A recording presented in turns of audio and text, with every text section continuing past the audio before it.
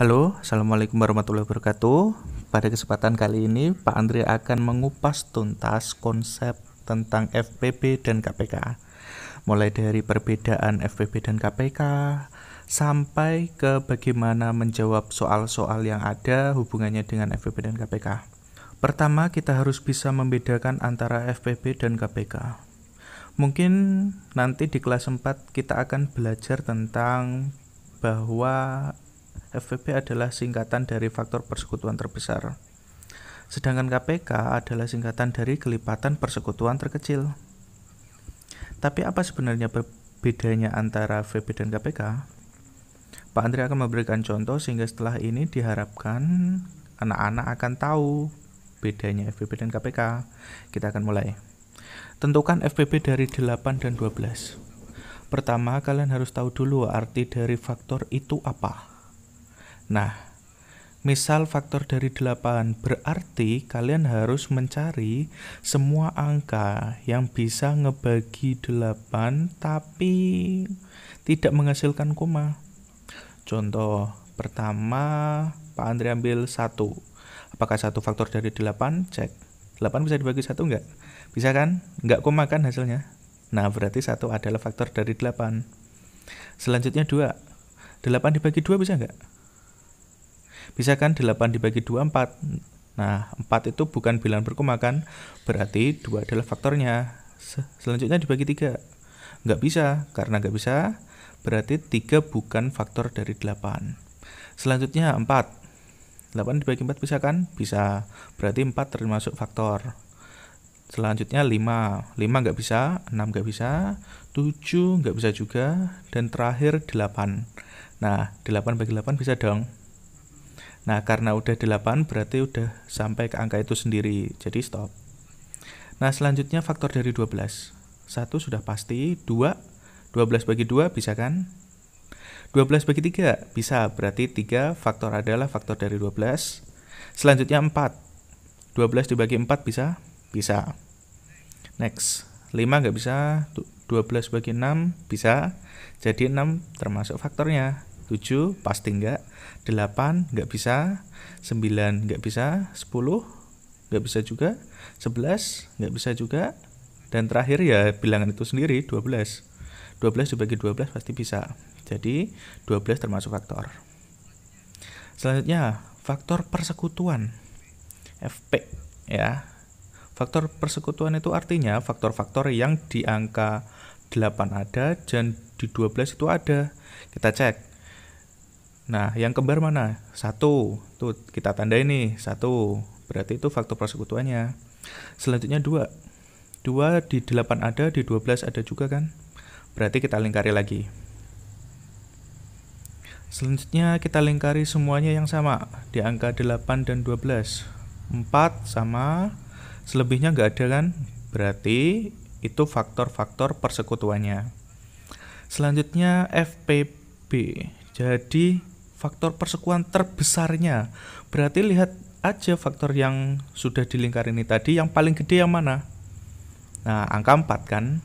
Berarti FPB dari 8 dan 12 adalah ya 4. Nah, gitu. Bisa dipahami ya? Gampang ya? Kalau misalkan belum, diputar lagi. Insya Allah nanti bisa. Oke? Selanjutnya kita akan ke KPK. Nah, untuk KPK, Pak Andre akan ambil angka yang sama, yaitu angka 8 dan 12. KPK itu kan mulai dari kata K yang pertama adalah kelipatan. Berarti kita cari dulu kelipatan masing-masing antara 8 dan 12. Kelipatan dari 8 berarti yaitu 8 itu sendiri, selanjutnya 16, selanjutnya 24, selanjutnya 32, 40, 48, 56, 64, dan seterusnya ya. Selanjutnya yang 12. 12 itu kelipatannya adalah 12 itu sendiri, lalu 24, lalu 36, lalu 48, dan seterusnya. Nah, selanjutnya kelipatan-kelipatan sudah kita tulis. Selanjutnya adalah persekutuannya. Sama kayak di FPB tadi, berarti kalau persekutuan kita cari yang sama. Di antara ini yang sama ada di angka 24. Nah, kita lingkari itu. Selanjutnya ada 48, kita lingkari lagi. Dan masih ada selanjutnya lagi kan? Ya itu biarin aja. Nah, lanjut KPK. Terkecil berarti di antara semua kelipatan persekutuan yang tadi kita ambil yang paling kecil. Antara 24, 48 dan mungkin nanti ada lagi. Tapi sudah pasti yang lebih kecil adalah yang mana? Antara 24 dan 48 itu yang paling kecil yang mana? Ya berarti 24. Berarti KPK dari 8 dan 12 adalah 24. Gitu. Paham ya? Bedanya antara FPB dan KPK. Nah, kalian bisa lihat lagi video yang tadi. Nah, metode ini disebut metode mengurai. Jadi kita uraikan semua faktor-faktornya atau kelipatan-kelipatannya. Lalu kita cari persekutuannya. Lalu kalau misalkan FPB kita cari faktor persekutuan yang paling besar. Kalau KPK kita cari kelipatan yang paling kecil. Itu teknik mengurai. Teknik ini enak, sebenarnya mudah, tapi akan menjadi repot kalau angkanya gede. Ini bakalan lama. Nah, makanya Pak Andri akan ajarkan dua metode yang umum digunakan untuk mempersiapkan mengerjakan FPB dan KPK. Nah, yang pertama metode pound factor dan metode tabel. Oke, di metode pound factor ini ada satu hal yang penting yang perlu kalian pahami, yaitu bilangan prima. Bilangan prima ini adalah bilangan-bilangan atau angka-angka yang tidak bisa dibagi lagi oleh angka lain selain dirinya sendiri dan angka 1. Ya, diingat-ingat.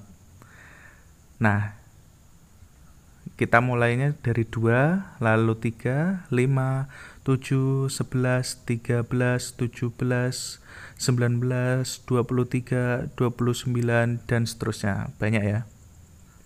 Nah, kalau kalian udah paham bilangan prima ini, baru kita mulai ke pound faktornya. Kita misalkan mau mencari FPB dan KPK dari 20 dan 24 dan 72. 3 bilangan ya. Kita mulai dari 20 dulu. Nah, 20 ini kita bagi dari bilangan prima yang paling kecil. 20 bisa dibagi 2, bisa hasilnya 10. 10 dibagi 2 lagi, hasilnya adalah 5. Nah, metode pound factor ini akan berhenti ketika menghasilkan bilangan prima juga. 5 bilangan prima kan? Berarti kita stop sampai 5. Oke, selanjutnya 24. Dibagi 2 hasilnya 12, 12 dibagi 2 lagi hasilnya 6, 6 dibagi 2 lagi hasilnya 3. Nah, 3 udah bilangan prima kan? Berarti stop.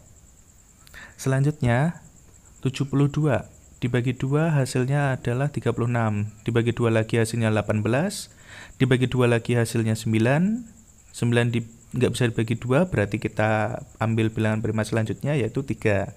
9 bagi 3 hasilnya adalah 3. 3 udah bilangan prima, berarti stop. Sampai situ bisa dipahami? Kalau sudah, baru kita tuliskan.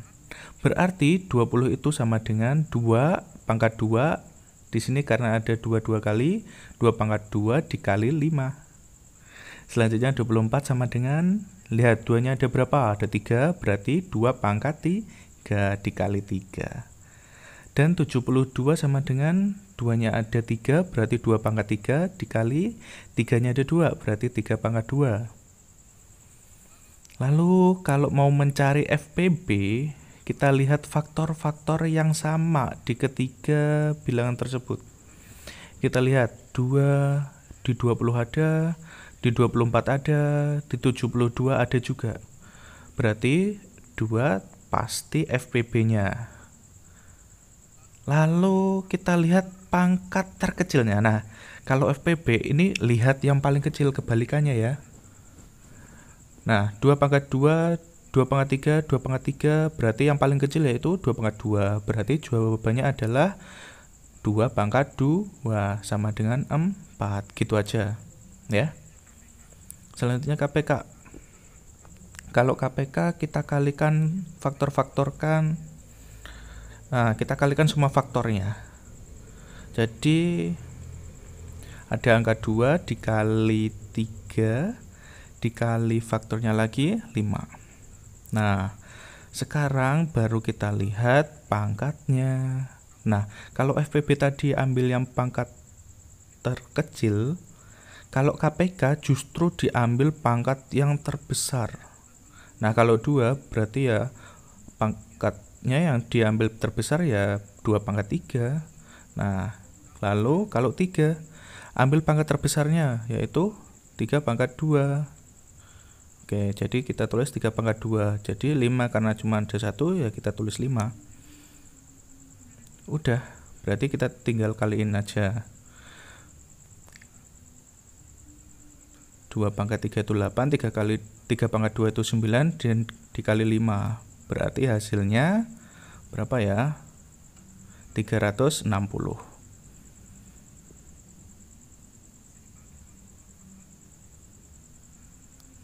Nah, inilah metode pohon faktor. Selanjutnya Pak Andre akan mengajarkan metode tabel. Kalian bisa bandingkan sendiri ya, metode yang paling cepat. Silakan kalian gunakan. Selanjutnya metode tabel. Lanjut ke metode tabel. Metode tabel ini seperti namanya, kita menggunakan tabel. Tabelnya kurang lebih seperti ini. Nanti kita misalkan mau mencari FPB dan KPK dari 20, 24, dan 72. Nah, perhatikan kolom yang paling kiri ada kolom pembagi. Kolom pembagi ini isinya adalah bilangan-bilangan prima yang bisa membagi 20, 24, dan 72 itu sampai habis.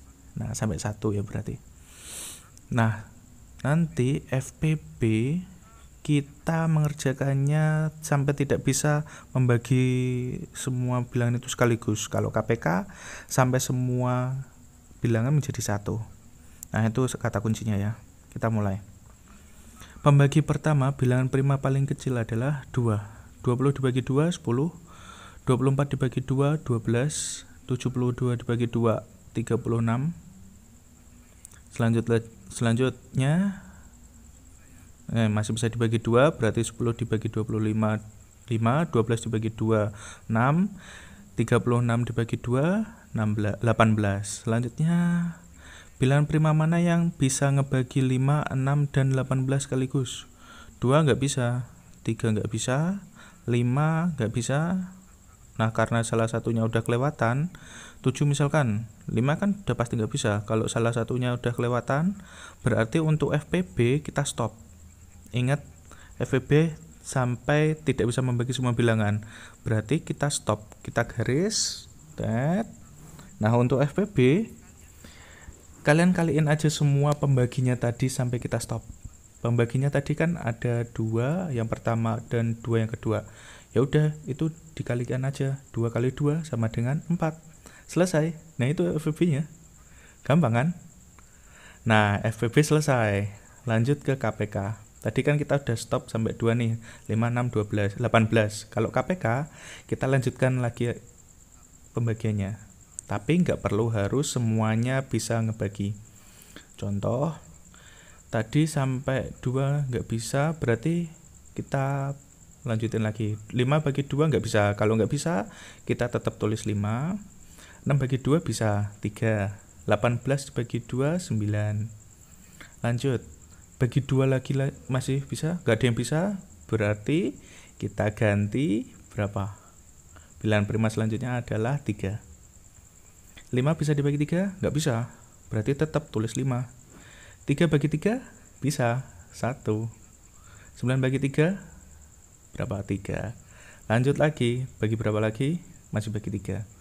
5 bagi 3 nggak bisa. 1 bagi 3 nggak bisa. 3 bagi 3? 1. Oke, lanjut. Bagi 3 udah nggak bisa semua. Bagi 5. Bagi 5, 1 ya. 1 bagi 5 nggak bisa. 1 bagi 5 bagi 1, 1. 5 bagi 1, 1.